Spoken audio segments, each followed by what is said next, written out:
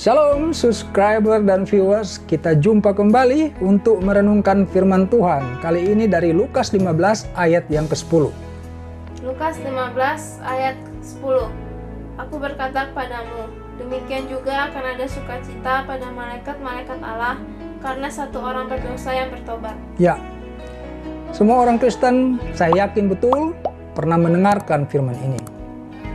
Dan fenomena yang ada, orang Kristen itu sangat senang kalau ada orang yang menerima Yesus. Apalagi yang menerima Yesus itu dari Islam ya. Terus terang aja nih, kalau ada yang orang Islam itu menjadi Kristen, kayaknya senang sekali gitu ya.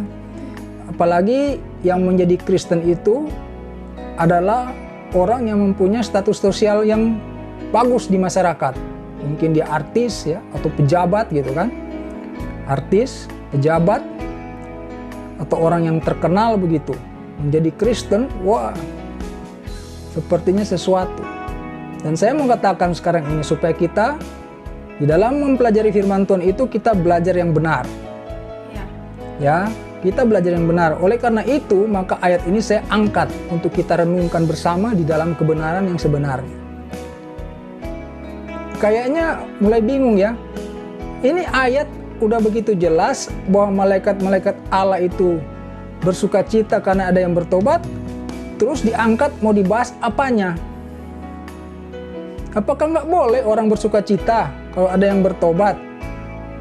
Begini loh, kita ini telah meleset di dalam memahami makna bertobat itu masalahnya. Kita hanya menganggap orang yang berpindah dari suatu agama yang lain kepada agama Kristen atau orang yang belum menerima Yesus kemudian menerima Yesus itu adalah sebagai bertobat. Saudara, bertobat itu kalau kita mau belajar sungguh-sungguh di dalam kebenaran firman Tuhan, itu adalah orang yang meninggalkan hidup lamanya dan mulai hidup baru di dalam ajaran Yesus Kristus. Itu namanya bertobat, saudaraku. Kalau saudara baru dibaptis, dosamu diampuni ketika itu, kamu diberi hidup baru, dan kamu akan mengisi hidupmu itu dengan cara hidup seperti Kristus hidup. Itu namanya hidup dalam pertobatan. Nah, kalau orang menjadi Kristen, kita langsung senangnya luar biasa, kita seharusnya senang kalau kita mendapati setiap orang, bukan cuma orang yang tadinya tidak Kristen jadi Kristen, tetapi setiap orang, bahkan yang lahir di dalam keluarga Kristen itu hidup dalam pertobatan. Itu sukacita yang benar. Makanya dikatakan di dalam firman tadi kan, ada sukacita pada malaikat-malaikat Allah karena satu orang bertobat. Bukan jadi agama Kristen, bertobat loh.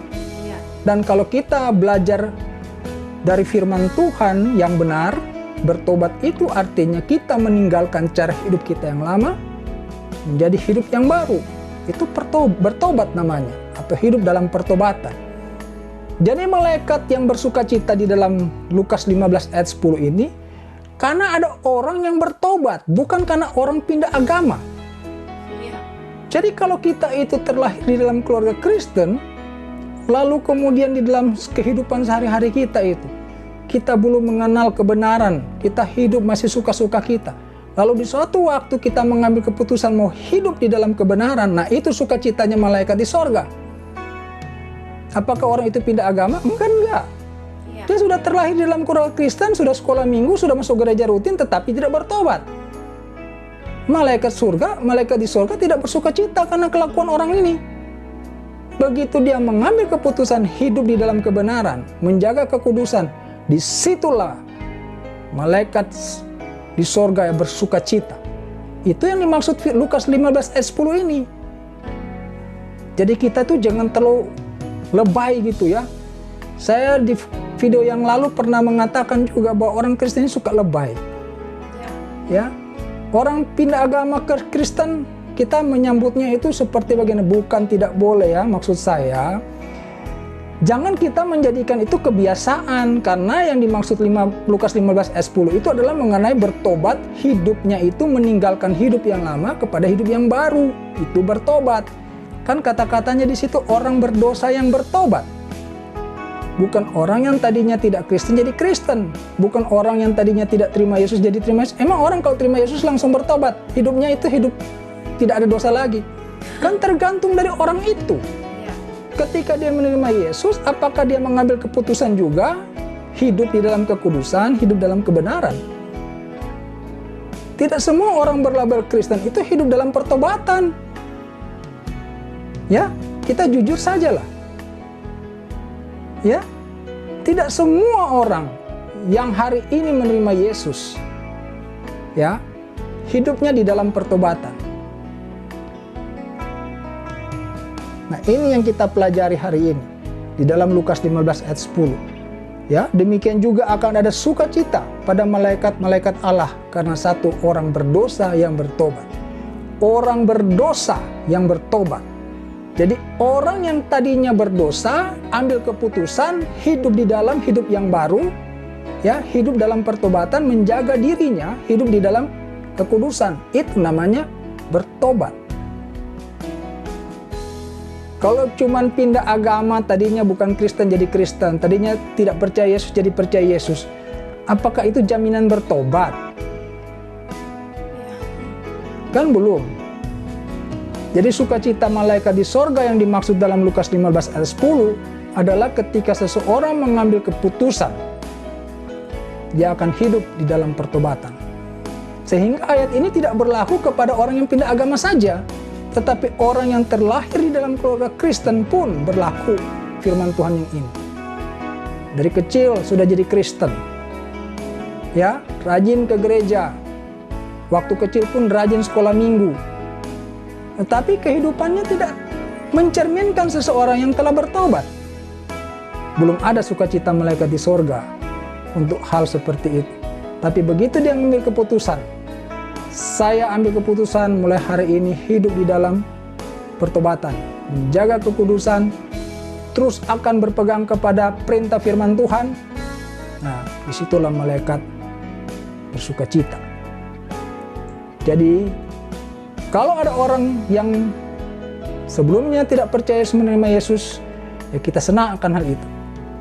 Ya, dari agama manapun. Kalau dia kemudian menerima Yesus, itu adalah sesuatu yang perlu kita syukuri.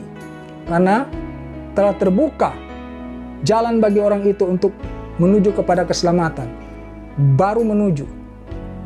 Ya, tergantung lagi bagaimana dia hidup setelah menerima Yesus itu.